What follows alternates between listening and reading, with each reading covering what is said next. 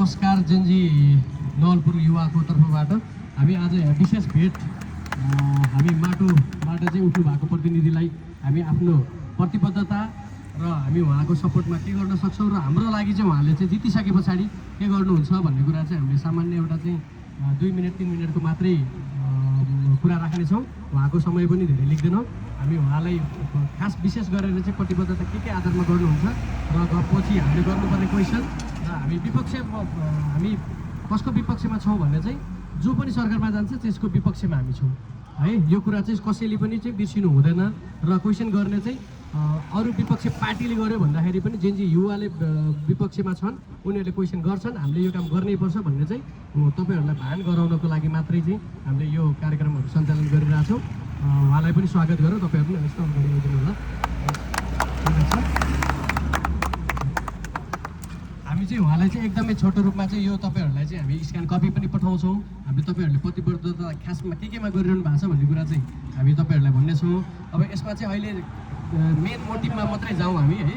अब यसमा चाहिँ हामीले चाहिँ विभिन्न बुदाहरूमध्ये चाहिँ मध्यनजर बुदा गर्नुपर्ने चाहिँ आन्दोलन र न्याय सम्बन्धीको प्रतिबद्धता छ है।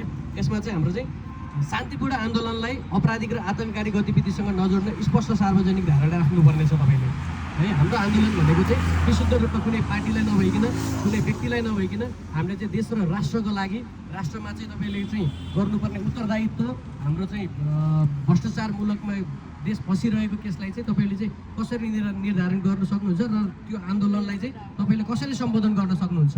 भोलि भविष्यमा तपाईँ चाहिँ उहाँ गइसके पछाडि संविधानमा उसमा गइसके पछाडि चाहिँ तपाईँको चाहिँ के धारणा हुन्छ, तपाईँले नवलपुरलाई नै बिर्सिएर चाहिँ तपाईँ आफ्नो करियरको लागि मात्रै आफ्नो पार्टीको लागि मात्रै हिँड्नुहुन्छ कि हामी खासमा चाहिँ यो आन्दोलनले लिएर आएको देशमा परिवर्तन यो छिटो चुनाव गराइयो र छिटो चुनाव गराउँदाखेरि पनि त तपाईँहरू जस्तो युवा तपाईँहरू जस्तो जोस जागर भएको र देशप्रति चाहिँ माया गर्ने मान्छेहरूलाई कसरी जिताउने के गरेर जिताउने र कसरी गर्न सकिन्छ भन्ने कुरामा हो।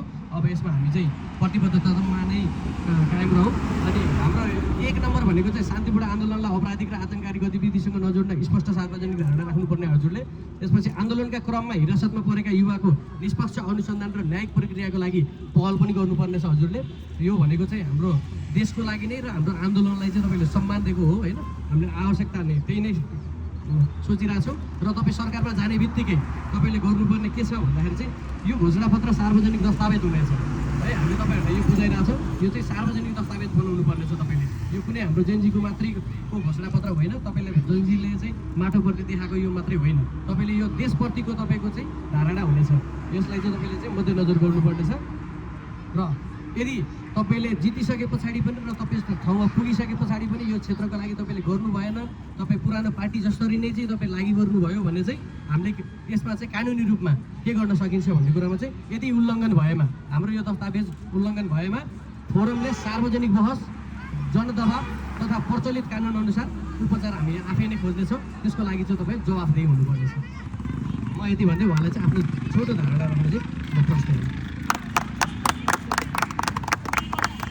धन्यवाद। सम्पूर्ण नवलपुरवासी जेनजी युवा साथीहरूलाई धेरै धेरै धन्यवाद। उहाँहरूको जुन कदम छ नि यो कदमलाई मैले हृदयदेखि नै म सम्मान गर्न चाहन्छु। किनभने उहाँ जस्तो जेनजी युवा साथीहरूले अहिले होइन पहिले नै यसरी नै जनचेतना फैलाएर समाजलाई चाहिँ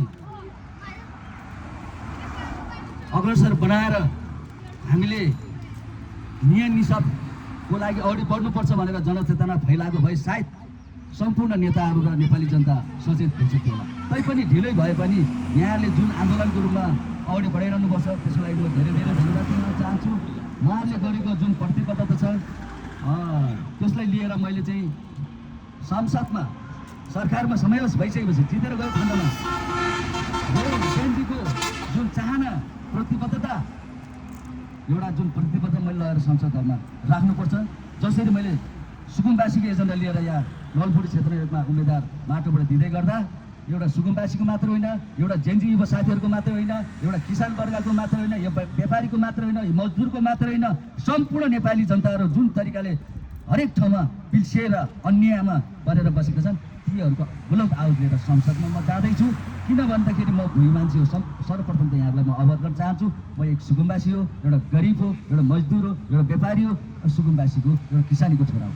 त्यस कारणले गर्दा तपाईँहरूले जुन क्वेसन राख्दै गर्दा, जुन प्रतिबद्ध कुराहरू गर्दै गर्दा भोलि पुरानो पार्टी चाहिँ पुरानो उम्मेदवार चाहिँ नेताहरू चाहिँ जितेर गएर आफ्नो स्वार्थको लागि पस्नुहुन्छ कि भन्ने तपाईँले त्यो कति पनि 1% पनि दिमागमा तपाईँले नराख्नु। किन भन्दाखेरि भीमचन्द्र गुरुङ स्वच्छ नेपाली माटोले जन्माएको एक व्यक्ति हो। त्यस कारणले गर्दा तपाईँहरूको जनचाहना अनुसार, तपाईँको प्रतिबद्धता अनुसार हरेक जनताको प्रतिबद्धता, हरेक जनताको समस्याले लिएर चौकीदारको रूपमा त्यो सांसद हलभित्र म जाँदैछु। त्यसको लागि मेरो उम्मेदवार हो। त्यस कारणले गर्दा तपाईँहरू जस्तो युवाहरू हरेक समाजबाट, हरेक टोलबाट, हरेक क्षेत्रबाट यसरी नै उठ्नुपर्छ। यदि यसरी उठेन भने समाज चेतनशील हुँदैन, समाज परिवर्तन हुँदैन, समाजमा हरेक नेपाली दाजुभाइ परिवर्तन हुँदैन। त्यस कारणले यो आवाज उठाउनुले तपाईँहरूले धेरै ठुलो काम गर्नुभयो। भदौ 23 र 24 गतिको जुन जेएनजीहरूले गरेको आन्दोलन यो चुनावको लागि भने होइन, एउटा भ्रष्टाचार विरुद्धको लागि उठाएको आन्दोलन हो। नेपाललाई सुशासन र शान्ति कायम होस् भनेर गरेको आन्दोलन हो। यो चुनाव होस् भनेर गरेको आन्दोलन होइन।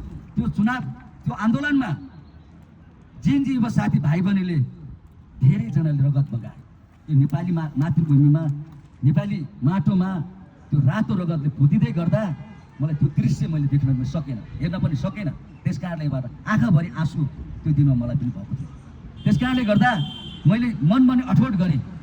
मैले एउटा सुकुम्बासीको आवाज उठाउँदै गर्दा, मैले एउटा ओडाको सुकुम्बासीको समस्यालाई अगाडि बढाउँदै गर्दा, एउटा पालिकाको सुकुम्बासी समस्या अगाडि बढाउँदै गर्दा, एउटा क्षेत्रको सुकुम्बासीको आवाज अगाडि बढाउँदै गर्दा आज म आफूलाई बाँकी मानिस भन्छु। किन भन्दै युवा जेएनजी साथीहरूले मलाई पनि सम्झेर आफ्नो प्रतिबद्धता, आफ्नो समस्या राख्नु भएकोमा धेरै धेरै धन्यवाद दिन चाहन्छु।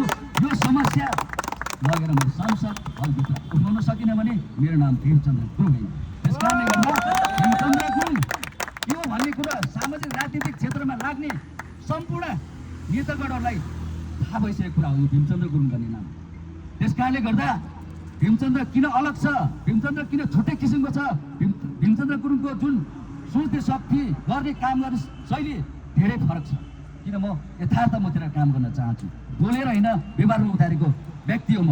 त्यस कारणले गर्दा म धेरै नबोलिकन जेएनजी साथीहरूले मलाई सम्झेर यतिको आफ्नो प्रतिबद्धता गुनासो राख्नु भएकोमा मलाई धेरै धेरै उहाँहरूलाई धेरै धेरै धन्यवाद दिन चाहन्छु। यसरी नै बुलन्द आवाज भोलिको दिनमा पनि अगाडि लैजानेछ भन्ने आशा राख्दै मेरो 2 शब्द यही टुङ्गन चाहन्छु। धन्यवाद।